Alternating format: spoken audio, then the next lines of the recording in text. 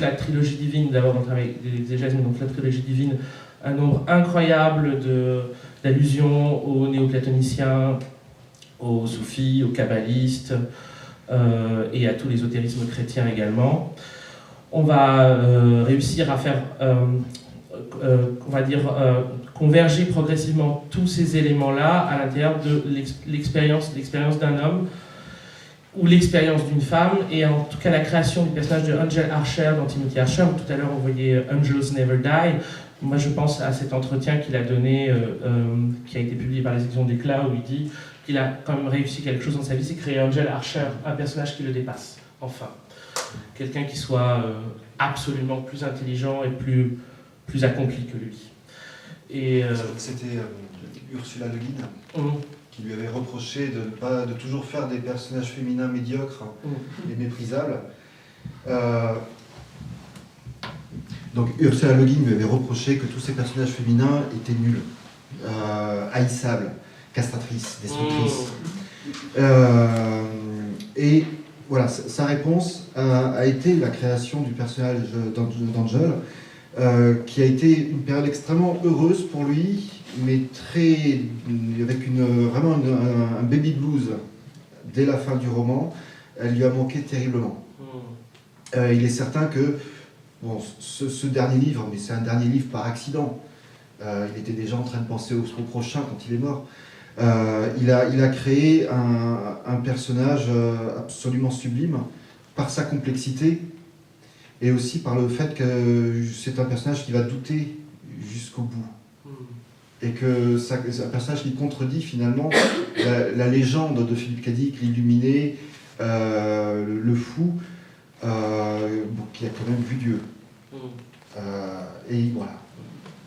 Je t'interromps, Non, mais de toute façon, c'est des amorces, hein, puisque de toute façon, on va parler tous ensemble de pourquoi elle dit qu'aujourd'hui. Enfin, voilà. Et par exemple, un musicien aujourd'hui comme Trace Pruance de Secret Chiefs 3 fonctionne également aussi sur ce mode-là, c'est-à-dire que à l'ensemble de toute la musique moderne, rock, heavy metal, death metal, il va réussir à intégrer tout le folklore afghan, toute la musique type Ennio Morricone, western, et également avec à côté va se dérouler dans le travail de Trace Pruance toute cette bibliographie qui va renvoyer à une culture mondiale. En fait, ce qui peut se dire, c'est que jusqu'à présent, tout ce qu'on a considéré comme étant la civilisation était une espèce de concept super occidental, et donc parlant de culture, c'est la philosophie et la littérature des Blancs, quoi. Et puis, à partir d'un moment, on découvre vraiment le reste du continent. Et le reste du continent, c'est très difficile à intégrer comme une totalité, comme une culture globale. Et Dick fait partie de ceux qui sont parmi ceux qui ont réussi à commencer à construire l'homme de cette culture-là, quoi. Voilà. Donc on parle d'un auteur qui a fait 44 romans, près de 200 nouvelles. On en est maintenant à 5 biographies écrites, 4 documentaires tournés. Il est publié aux États-Unis dans l'équivalent de la Pléiade, en 3 volumes, 12 films qui adaptent son œuvre du sublime au plus infâme, pour être gentil. Oui, je suis allé voir Total Recall. Et donc, cette question peut se résumer sur un seul exemple. Ubik est maintenant disponible en France, chez 10-18, donc dans une collection généraliste, avec une couverture qui n'est pas du tout, qui ne reprend aucun des codes des collections de science-fiction, ce qui fait qu'un lecteur curieux peut très bien acheter Ubik sans le connaître, sans vouloir, et c'est par coïncidence presque. Et c'est ça qui me questionne, c'est comment est-ce que cet auteur extrêmement américain dans sa culture, parce qu'il est il est le produit de toute une évolution de l'âge d'or de la science-fiction, finit par se retrouver dans une collection blanche, si j'ose dire, en France. Donc un parcours qui est totalement atypique et que je trouve mystérieux. Parce que c'est pas de... Parce que Philippe Cadic, pour moi, il n'a pas écrit de la science-fiction. Il a écrit un genre, d'ailleurs un genre littéraire qu'on appelle, enfin même plus qu'un genre littéraire, on dit une situation dickienne, on dit un roman dickien, on dit un film dickien, donc il a créé ça. Et son univers dépasse. Il y a très peu de technologie dans les romans de Dick, il y a très peu d'histoire de planète, donc il est avant tout ancré dans la réalité, quoi. Donc c'est ce qui fait qu'aujourd'hui on le retrouve dans la Pléiade américaine. Il y a beaucoup de traductions en France, parce qu'il a dépassé, il était au-delà de ça. Et les réactions de la conférence de Metz aussi ont été violentes, et, parce qu'on s'attendait effectivement, qu'on l'a vu tout à l'heure, à toute autre chose, quoi. Donc voilà, il est reconnu aussi pour ça, pour avoir créé une vraie littérature à part entière. Et d'ailleurs, on parle du Bic, mais on découvre les livres de Dick, il avait un sens. Alors, les traductions françaises sont parfois bonnes, parfois mauvaises, mais il a des titres absolument géniaux. Quand vous tombez sur un bouquin dans une bibliothèque où il y a 300 livres, vous voyez un bouquin qui s'appelle Le Temps des articulés, moi je le prends, ça me donne envie de le lire, quoi. Je me dis, qu'est-ce que c'est que ce truc? Ubique, c'est pareil. Bon, Ubique, on se demande, Siva, c'est la même chose. Couler mes larmes, dit le policier.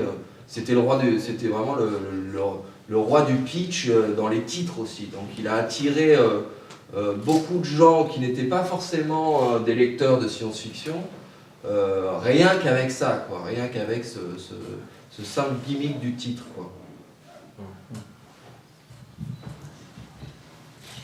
Il y a un autre titre que j'aime beaucoup qui est, en tout cas dans la version française, qui est En attendant l'année dernière. Ouais. Voilà, donc, et qui est d'ailleurs d'autant plus fin comme titre, En attendant l'année dernière, qu'aujourd'hui les logiques de contrôle telles qu'elles s'expriment, parce qu'effectivement la logique du contrôle, on n'a pas parlé, est très présente dans tous les romans de Dick, du début à la fin, hein, ses premières nouvelles jusqu'à ses derniers textes. Bon, et donc j'ai perdu mon fil, mais c'est très difficile de perdre son fil. La logique du contrôle. Oui, tout à fait, oui, mais j'avais un fil à tirer sur la logique du contrôle, mais il a disparu. Donc tu te demandais, oui, pourquoi est-ce qu'on en est donc, à ce qu'il soit publié dans la Blanche, dans la Pléiade. Moi je pense pas que c'est pas un grand styliste, hein, Philippe Cadic, il n'est pas connu pour ça, en fait, hein, donc en fait c'est pas la bonne raison. Ensuite, moi personnellement, j'aime beaucoup la science-fiction, bon, hein, et donc je suis mais pour moi la science-fiction n'existe pas. C'est-à-dire la science-fiction c'est quoi? C'est une digue qu'on fait sauter. Hein, c'est que c'est la digue de il faut être soi-disant réaliste.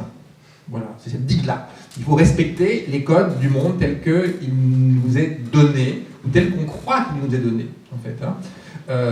Mais justement, qu'est-ce qu'il y a de plus fictionnel que des gens qui disent d'écrire la réalité? Qu'est-ce qu'il y a de plus fictionnel, de plus destructeur de réalité que la télévision, que les reportages? Qu'est-ce qu'il y a de plus faux, finalement, que ce qu'on va nous transmettre sous le registre du vrai?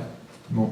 Et Baudrillard avait une belle expression, il disait, en fait, l'enjeu, et lui qui adorait Philippe Cadic et Ballard, c'était ses deux auteurs fétiches dans le monde de la science-fiction, donc J.G. Ballard et Dick, il disait en fait un truc que moi j'aimais beaucoup, qui disait, au fond, finalement, l'enjeu, il est de réinventer le réel comme fiction.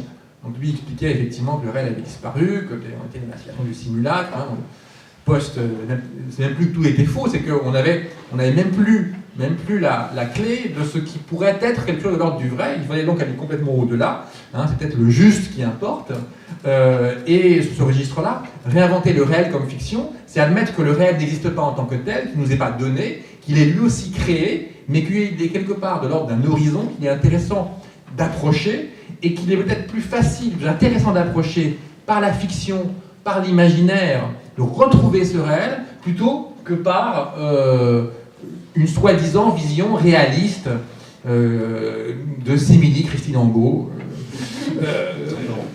ou autre. On appelle ça réaliste? Oui, non, mais elle se veut, voilà, mais justement, Et là, je crois qu'il y a une clé, en tout cas moi, qui m'a toujours fasciné, c'est qu'au fond, mais y compris d'ailleurs des livres de John Brunner ou d'autres auteurs de science-fiction, sont des livres qui nous parlent de leur aujourd'hui ou de notre aujourd'hui, quelque part. Parce que cette digue qu'ils ont fait sauter permet, de manière générale, c'est ça la science-fiction, le meilleur comme le pire, permet d'avoir des livres, des bons et des mauvais polars, des bons et des mauvais livres de philosophie, des bons et des mauvais livres de divertissement, permet d'avoir tout et son contraire, mais en tout cas permet d'avoir ce tout qui fait que ça nous parle, de la même façon que d'autres livres de science-fiction, voilà, sont oubliés à juste titre.